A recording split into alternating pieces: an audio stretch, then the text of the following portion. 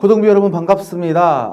이 새로운 한 주를 시작하면서 이 여러 가지 일 때문에 좀 마음이 분주할 것 같은데요. 중간고사도 있고 또 개학한 지 얼마 안 됐고 이런 마음 때문에 좀 분주하고 바쁠 수 있을 것 같습니다. 그런데 이 시간만큼은 좀 잠시 내려놓고 하나님 말씀에 귀를 기울이면서 조금의 쉬어감을 좀 느꼈으면 좋겠습니다. 꼭꼭 그렇게 느끼기를 바라면서요. 수업을 시작하도록 하겠습니다.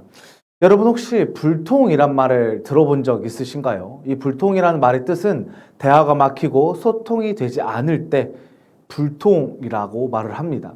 우리가 좀 예시를 들다 보면은 고집불통이라는 말이 있잖아요. 그 불통이 바로 이 불통입니다. 오늘 우리는 이 수요 바이블을 통해서 호세아를 한번 더 볼 것인데요. 좀 전에와 봤던 것처럼 좀 다른 시점으로 한번 보겠습니다. 바로 이 호세아의 그런 영적인 불통이 일어나게 됩니다. 하나님과 북이스라엘이라는 나라가 소통이 되지 못했던 장면이 호세아에 나타나게 되죠. 또 열왕기야 또 역대하, 역대서들을 통해서 그런 모습이 나타나게 됩니다. 그 당시에 북이스라엘의 그 왕은 여로보암 2세였습니다. 하나님께서는 이 백성들의 고통을 보시고 긍휼히 여기셔서 영토를 회복시켜 주었습니다. 이 나라들이, 이 주변에 있는 나라들이 점점 쇠퇴기에 접어들자 그 틈을 이용해 이 북이스라엘의 영토를 확장하고요. 무역을 활성화하고 그렇게 되게 돼서 북이스라엘은 점점점 순식간에 정말 엄청난 부와 힘을 가진 강대국이 된 것입니다. 하지만 그들에게 좀 문제가 있었는데 그들은 하나님의 은혜를 잊어버리고 금송아지를 섬기며 물질 만능주의에 빠져버렸다는 것입니다. 겉으로는 되게 잘 되는 것 같았지만 사실은 하나님과 관계가 끊어진 영적인 불통 상태였다는 것이죠. 이때 하나님께서 호세아 선지자에게 아주 놀라운 명령을 내립니다. 여러분 기억하시나요? 호세아에게 어떤 명령을 내리셨나요? 호세아야, 음란한 여인 고멜과 결혼해서 자녀를 낳아라 라고 말을 합니다. 이해하기 힘든 명령이었죠. 그런데 호세아는 어떻게 했나요? 그 하나님의 말씀에 순종합니다. 왜 이 하나님께서 이런 명령을 내리셨다 했나요? 호세아에게 호세아의 모습을 통해서 이 결혼한 모습을 통해서 북이스라엘과 하나님의 관계를 보여주려고 했기 때문이라고 우리 그때 배웠었습니다. 그리고 호세아는 아이를 낳게 되는데요. 세 자녀의 이름을 이 하나님께서 정해줍니다. 첫째는 이스라엘이라는 자녀이 있었는데요. 이스라엘을 흩어버리시겠다. 이스라엘을 다 그냥 뿌려버리겠다라는 뜻입니다.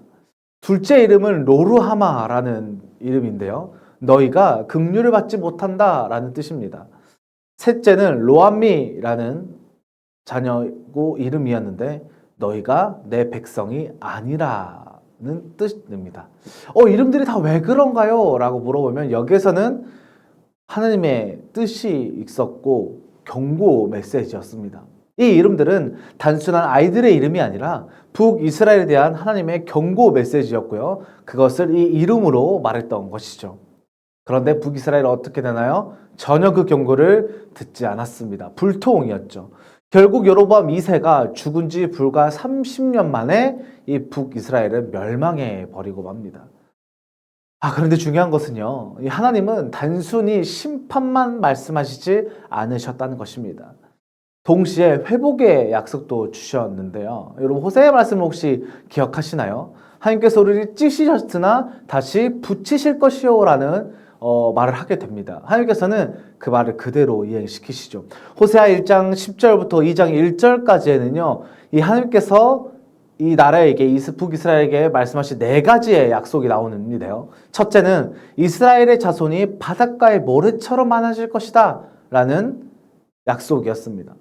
두 번째는요, 버림받았던 그 자리에서 다시 하나님의 아들이라 불리게 될 것이다 라는 약속이 있었습니다. 세 번째는요, 남유다와 북이스라엘이 연합하여서 한 지도자를 세우게 될 것이다.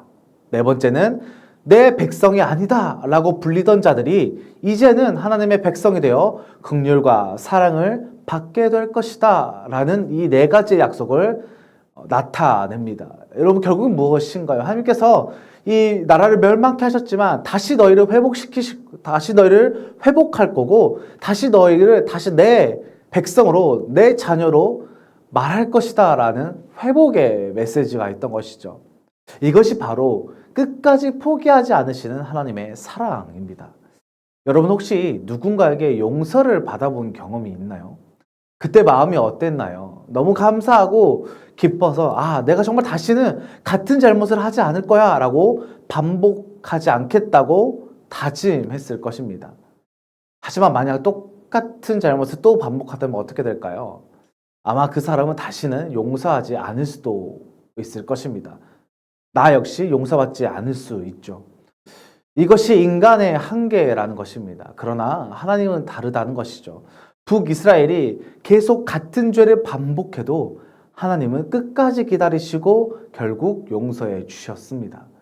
이것이 끝이 없는 하나님의 사랑입니다. 호사의 말씀은 바로 이들에게 경고의 메시지도 있겠지만 동시에 하나님의 사랑의 메시지가 담겨 있었다는 것이죠. 여러분 우주를 배경으로 한 영화를 보신 적이 있으신가요? 판타지도 많이 나오고 또 공상과학 영화에 많이 나오죠. 우주 영화를 보면 정말 놀랍죠. 정말 우주가 얼마나 큰지 끝이 어딘지 아직도 알지 못합니다. 그런데 그 우주를 창조하신 분이 하나님이시라는 겁니다. 그렇다면 하나님의 사랑이 얼마나 크고 놀라운지는 더 이상 말하지 않아도 알 수 있을 것입니다. 그래서 우리가 죄로 넘어지고 죄책감에 눌려 있을 때라도 그 무한한 사랑을 붙잡고 크신 사랑을 붙잡고 하나님께 나아간다면 하나님께서는 기꺼이 우리를 다시 받아주신다는 것입니다. 여러분 찬송가 중에 그 크신 하나님의 사랑이라는 찬송가가 있습니다. 가사에는 이런 고백이 있죠. 하늘을 두루마리 삼고 바다를 먹물 삼아도 다 기록할 수 없겠네. 그만큼 하나님의 사랑은 끝이 없다는 것입니다. 오늘 하루도 또 이번 한 주간도 그 끝없는 하나님의 사랑을 실제로 경험하며 살아가기를 축복합니다. 그 축복을 느끼며 정말 세상에 놀랄 만한 그 삶을 살기를 소망하면서요. 수요바이블 여기서 마치겠습니다. 감사합니다.